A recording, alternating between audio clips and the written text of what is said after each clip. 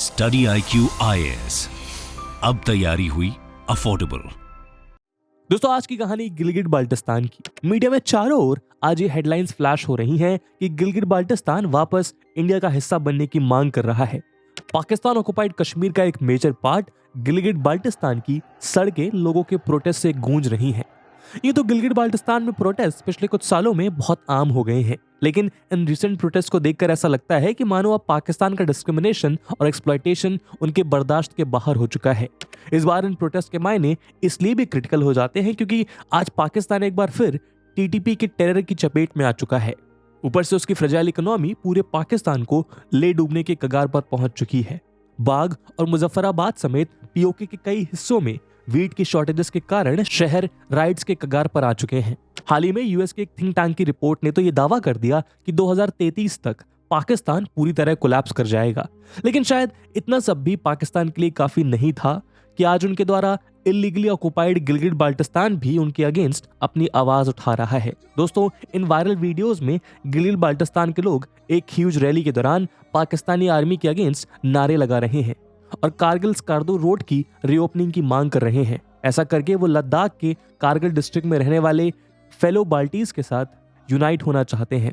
तो यहाँ सवाल ये है कि जिस गिलगिट बाल्टिस्तान को पाकिस्तान अपना 5th प्रोविंस बताता आया है, वहां के लोग पाकिस्तानी आर्मी के खिलाफ ये संग्राम क्यों छेड़ रहे हैं? पाकिस्तान ने इन लोगों के साथ ऐसा क्या किया कि लोग पाकिस्तान के चंगुल से मुक्त होना चाहते हैं? आज की इस वीडियो में हम इन रिसेंट प्रोटेस्ट को डिकोड करने के साथ साथ इन्हीं सब सवालों के जवाब ढूंढने की कोशिश करेंगे। लेकिन आगे बढ़ने से पहले मैं आपको बता दूं कि इस वीडियो की इंपॉर्टेंस UPSC मेंस के लिहाज से काफी ज्यादा है। इससे जुड़े सवाल इंटरनेशनल रिलेशंस और इंटरनल सिक्योरिटी सेक्शन में पूछे जा सकते हैं। इसके बारे में वीडियो के अंत में और भी बात करेंगे, पर फिलहाल के लिए अपने डिस्कशन को हम आगे बढ़ाते हैं।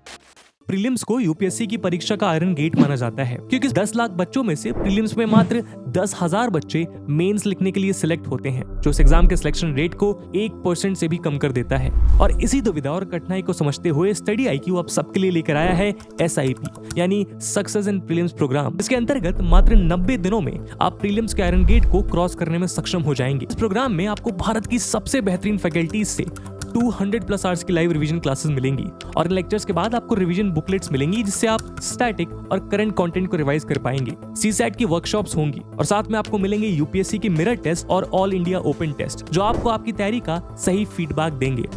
दोस्तों, इन बैचेस में क्लासेस की शुरुआत 14 जनवरी इवनिंग 7 PM से हो रही है।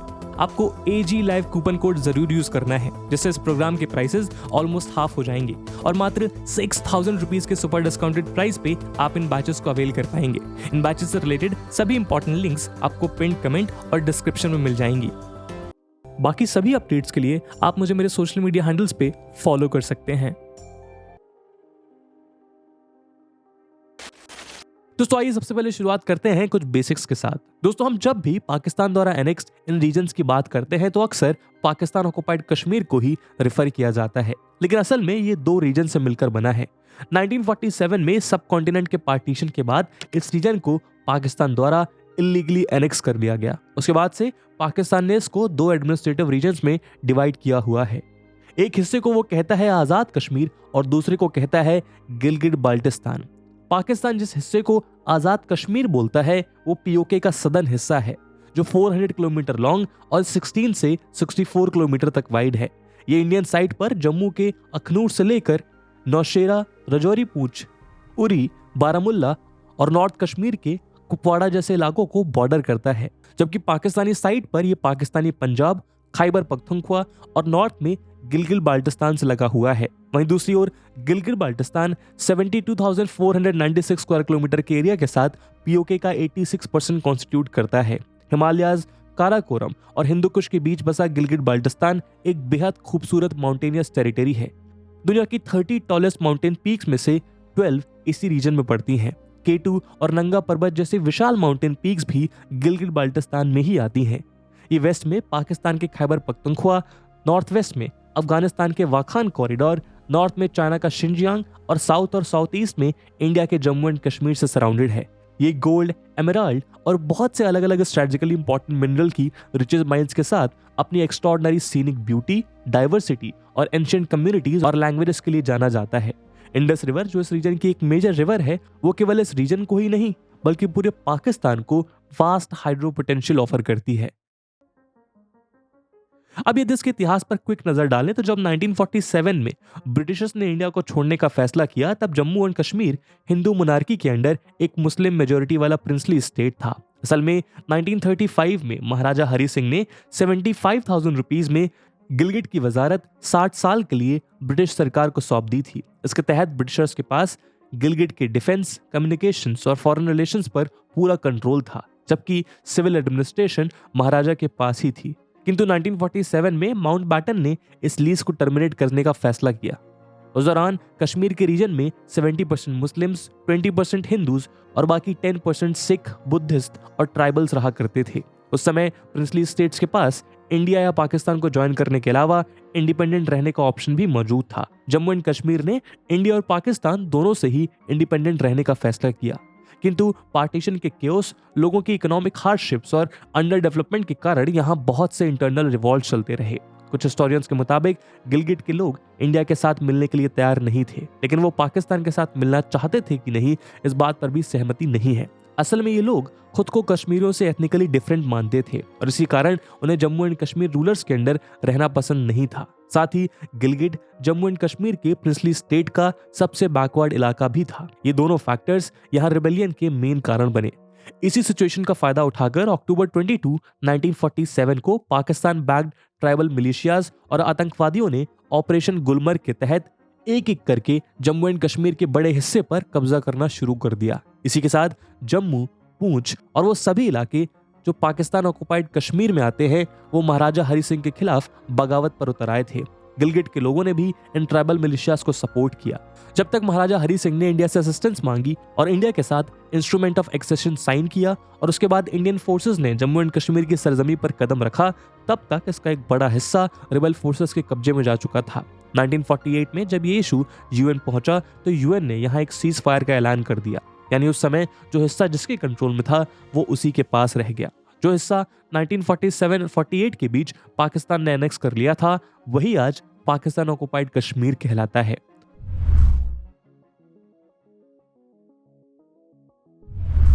दोस्तों, इस रीजन का पॉलिटिकल स्टेटस शुरुआत से ही डायरेक्शनलेस रहा है। शुरुआत में 28 अप्रैल 1949 को जब ये रीजन पाकिस्तान के द्वारा कहे जाने वाले आजाद जम्मू एंड कश्मीर से सेपरेट हुआ, तब पाकिस्तान ने इस रीजन को अपनी सेंट्रल अथॉरिटी से ही गवर्न किया। 1947 से 1970 तक पाकिस्तान ने गिलगिट एजेंसी और बाल्टिस्तान एजेंसी अलग अलग स्टैब्लिश करी। 1970 में जुल्फिकार अली भुट्टो ने नदर्न एरियाज काउंसिल को स्टैब्लिश किया और गिलगिट बाल्टिस्तान डायरेक्टली पाकिस्तान की फेडरल गवर्नमेंट के एडमिनिस्ट्रेशन के अंडर आ गई। इस समय इसे फेडरली एडमिनिस्ट्रेड नदर्न एरियाज का नाम भी दिया गया। 29 अगस्त 2009 को पाकिस्तान ने Gilgit Baltistan empowerment and self governance order pass किया। तब FANA का नाम बदलकर गिलगिट बाल्टिस्तान कर दिया गया और सेल्फ गवर्नेंस के नाम पर यहाँ एक इलेक्टेड लेजिस्लेटिव असेंबली स्टैब्लिश कर दी गई, जिसके तहत इसको so called self rule grant कर दिया गया। हालांकि गिलगिट बाल्टिस्तान के लोगों के पास पाकिस्तानी पासपोर्ट्स और आइडेंटिटी कार्ड्स हैं, लेकिन आज भी पाकिस्तान के पार्लियामेंट और कॉन्स्टिट्यूशनल बॉडीज में इनका कोई रिप्रेजेंटेशन नहीं है। नेशनल इलेक्शंस में उनको वोट देने का राइट नहीं है। उनकी freedom of speech and expression पर बंदिशें लगी हैं, यानी पाकिस्तान आज तक उनको एक सेकंड क्लास सिटीजन्स का दर्जा देता आया है। गिलगिट बाल्टिस्तान के रिच रिसोर्सफुल रीजन को पाकिस्तान के पॉलिटिशियंस और आर्मी ऑफिसर्स ने चाइना समेत अपने फायदे के लिए खूब एक्सप्लॉइट किया और यहाँ के लोगों को लाइफ की बेसिक एमिनिटीज के लिए भी मजबूर कर दिया। और तो और यहाँ टूरिज्म से जनरेट होने वाली trekking fees, environmental protection fees, expedition adventure fees federal government के द्वारा कलेक्ट करी जाती है, लेकिन इसका कोई भी हिस्सा लोकल कम्युनिटीज के साथ शेयर नहीं किया गया।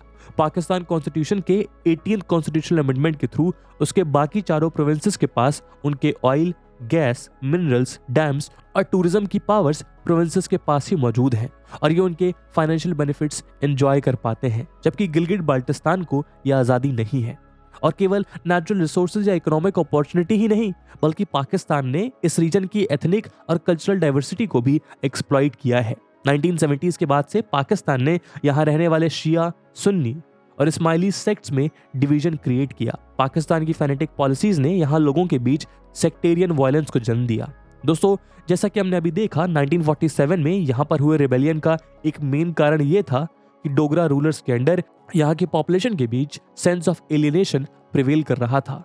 किंतु आज इतने सालों तक पाकिस्तान के रूल के अंडर रहने के बाद भी इस रीजन को एक एक्सट्रीम एलियनेशन और नेग्लेक्ट का शिकार होना पड़ रहा है, और इसकी गूंज हमें इन प्रोटेस्ट से सुनाई देती है। पिछले कुछ सालों में इस रीजन में इस्लामाबाद के खिलाफ मैसिव प्रोटेस्ट हुए हैं।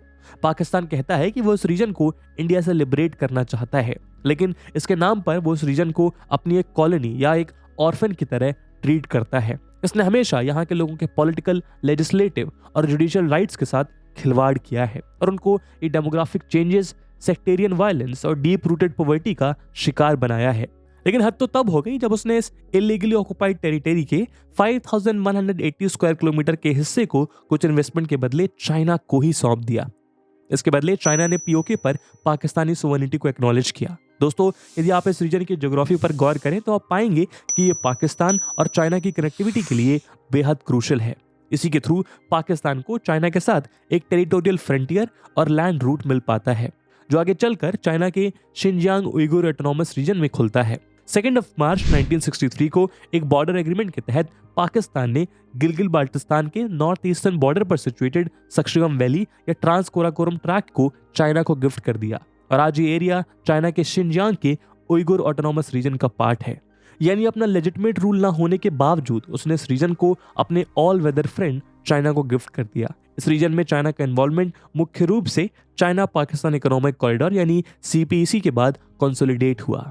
जैसा कि आप जानते हैं, चाइना के बीआरओ का एक मेजर प्रोजेक्ट सीपीईसी पाकिस्तान में पीओके के थ्रू ही एंट्री करता है, और यहाँ के लोग इस रीजन में चल रहे प्रोटेस्ट के कारण आए दिन प्रोटेस्ट करते रहते हैं।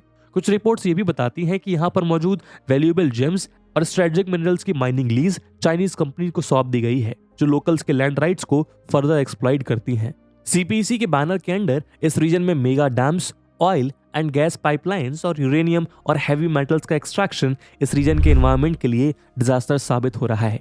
इसका एग्जाम्पल हमें लास्ट ईयर देखने को मिला, जब पाकिस्तान के हसानाबाद में एक ग्लेशियर लेक बस्ट अपने साथ कई हाउसेस और काराकोरम हाईवे के एक मेजर हिस्से को ले डूबा।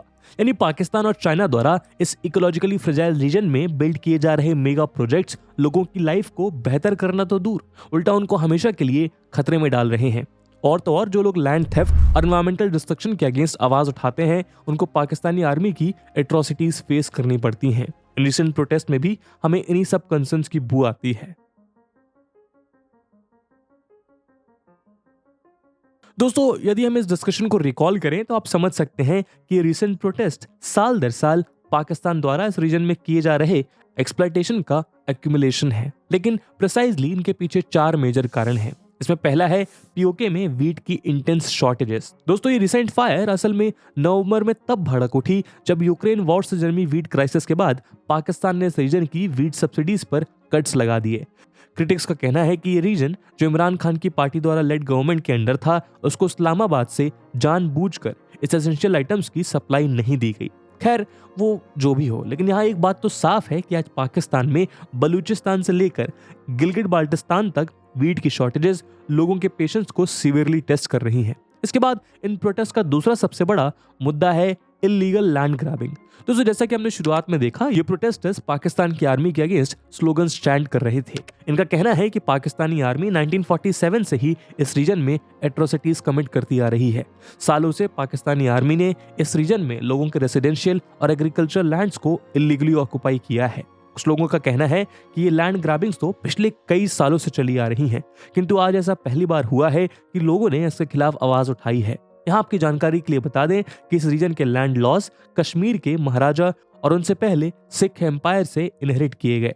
डोगरा रूल के अंडर लैंड मैनेजमेंट का यूनिफाइड फॉर्मल सिस्टम तो इंस्टीट्यूट किया गया, लेकिन इसका इम्प्लीमेंटेशन अनइवन ही रहा। रेवेन्यू कलेक्शन के लिए लैंड को 3 कैटेगरीज में डिवाइड किया गया। इसके तहत कल्टीवेटेड एरियाज के लिए इंडिविजुअल ओनरशिप रिकॉग्नाइज की गई, लेकिन बाकी कॉमन पब्लिक लैंड स्टेट द्वारा ओन किया जाने लगा। लेकिन इस रीजन के ट्रैजिक पार्टीशन के बाद पाकिस्तान ने लैंड को कभी भी कॉन्स्टिट्यूशन के अंडर नहीं आने दिया।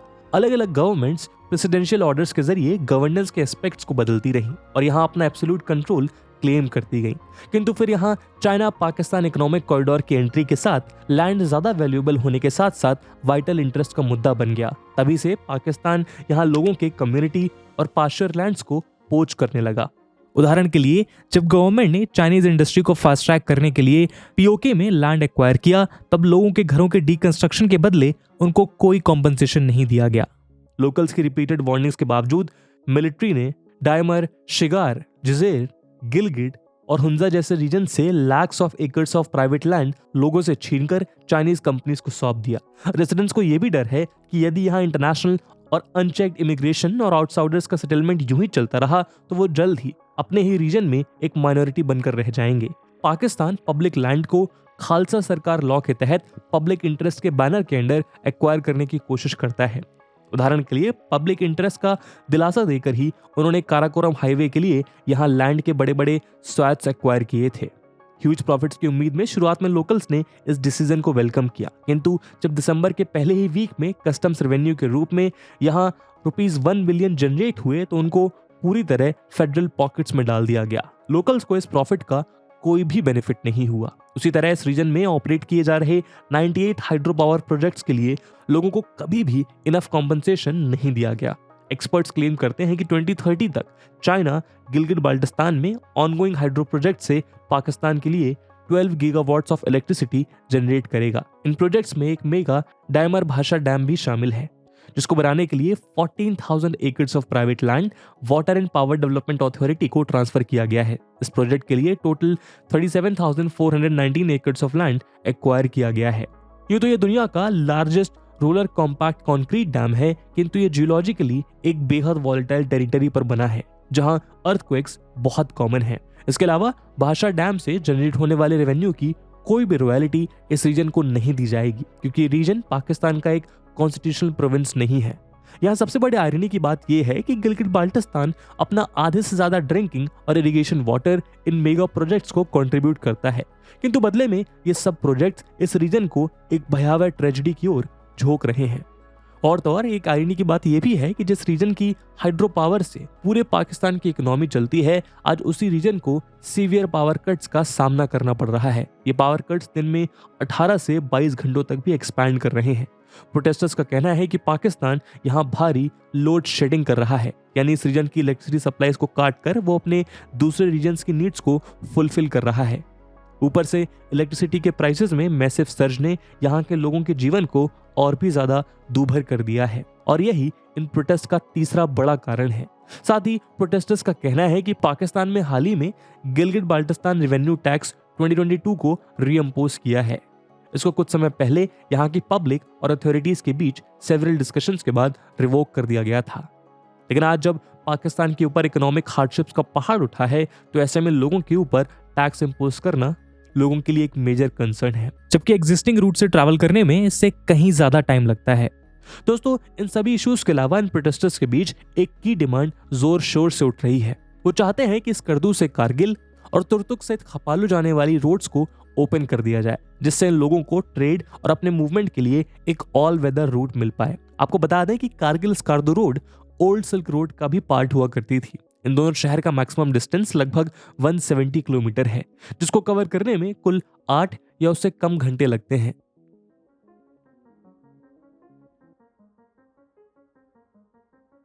कई एक्सपर्ट्स कहते हैं कि आज जब दोनों देशों के बीच करतारपुर कॉरिडोर ओपन है, ऐसे में गिलगिट बाल्टिस्तान भी ये आशा करता है कि मेनलैंड इंडिया के साथ इन इकोनॉमिकल रूट्स के थ्रू उनका फ्यूचर थोड़ा इजी हो सकता है। कुछ क्रिटिक्स का कहना है कि आज जब पाकिस्तान की इकोनॉमिक हालत एक सीवियर डाउनटर्न पर है, ऐसे में लोगों के बीच रियलाइजेशन हो रहा है कि अब वो केवल इंडिया के थ्रू ही कुछ प्रॉस्पेरिटी हासिल कर सकते हैं।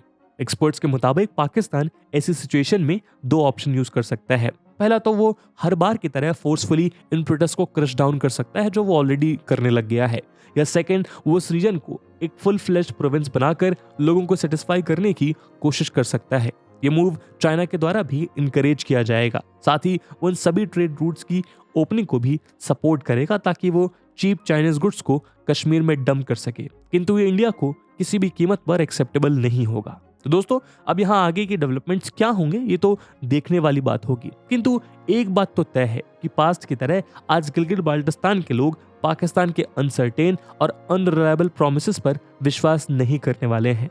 ऐसे में इन सभी डेवलपमेंट्स पर बारीकी से नजर रखना हमारे लिए बेहद क्रूशियल हो जाता है।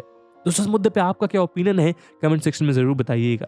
और जैसा हमने वीडियो के पहले भाग में बताया कि इस वीडियो की इंपॉर्टेंस यूपीएससी मेंस के लिहाज से काफी ज्यादा है, तो उसी इंपॉर्टेंस को देखते हुए एक सवाल हम आपके लिए छोड़कर जा रहे हैं जिसको आपको कमेंट सेक्शन में आंसर करना है। And the question is, discuss the strategic importance of Gilgit Baltistan for India. And with this question my friends, that's it for the video. I hope आपको वीडियो पसंद आई होगी, और अगर पसंद आई है तो अपने दोस्तों के साथ शेयर करना मत भूलिएगा। मिलते हैं अगले वीडियो में, तब तक के लिए जय हिंद, जय भारत। स्टडी IQ IAS, अब तैयारी हुई अफोर्डेबल।